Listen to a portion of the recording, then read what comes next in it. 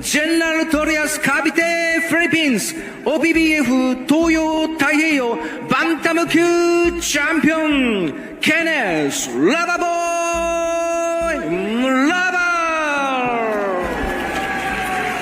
Pambato ng Pilipinas at ng Iglesia ni Cristo. Shoutout sa mga kapatid natin at mga kababayan natin dyan.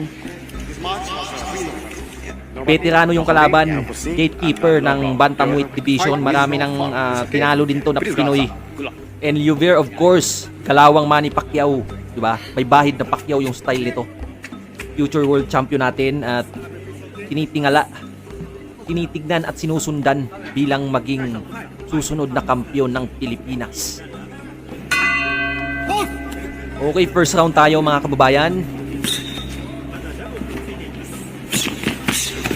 Classic green and blue trunks and the opponent fighting in white and gold trunks. Lluvia is coming in hot, aggressive. Kombinasyon kagad. Good body shot by Lluvia. Walang responde, walang response si Sailike. Nakpo, mukhang nasaktan ka agad, Brad. Gumaywang-giwang ka agad, oh. Diba? Grabe yung mga suntok ni Lluvia. May lakas, speed, talagang explosive. May stamina din to. Umabot na to ng late rounds versus veteran na si Concepcion. Mas naging matured na si Lluvia as a fighter. Yung Sailike hindi sumusuntok, ha. Naghahanap ng opportunity, but Lluvia is very very fast. It's hard na sumingit ng suntok sa isang Kenneth Lluvia. Double jab. Sobrang disiplinado na. Andun na yung yung in and out. Good combination by Lluvia. Wala pang suntok si Sailike. Pinapaano niya eh. Debate niya eh. Grabe yung Lluvia, Brad. Ako sobrang confident na yun. Pang na talaga eh. Pwede na to pang world title eh. Good counter. Outspeed yung kalaban, outpower, techniques, di ba?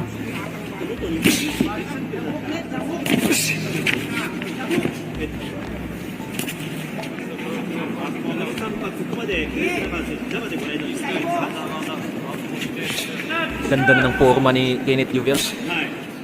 Iba na yung niya, yung stance niya, tsaka yung forma niya talaga, fighting stance niya. Medyo matured na talaga. Inog na. 22 years old pa lang to, ha. Yun yung nakakamangha doon. Good body and hook. 22 years old. Grabe, no. From Cavite. Shout out sa mga Cavite niyo dyan.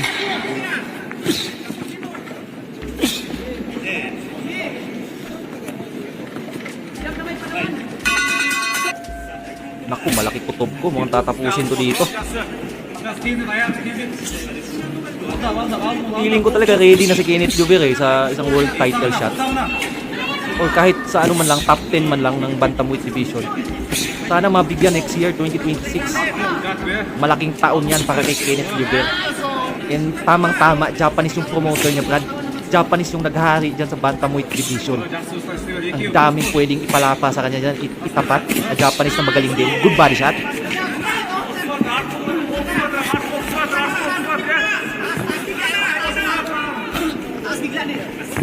Good left. Grabe.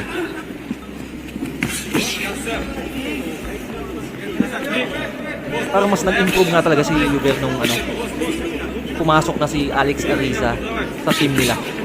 Magandang magandang call yun by Jerry Peñalosa na kinuha nila si Alex Ariza for Lluvia to improve more.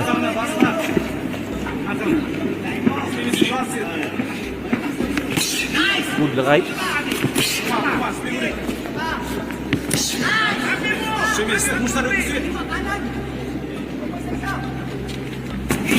Uy, bagsak. Two punch combination by Lluvia. Tatayo pa ba? Okay, tumayo pa. Naku, mukhang tatapusin na.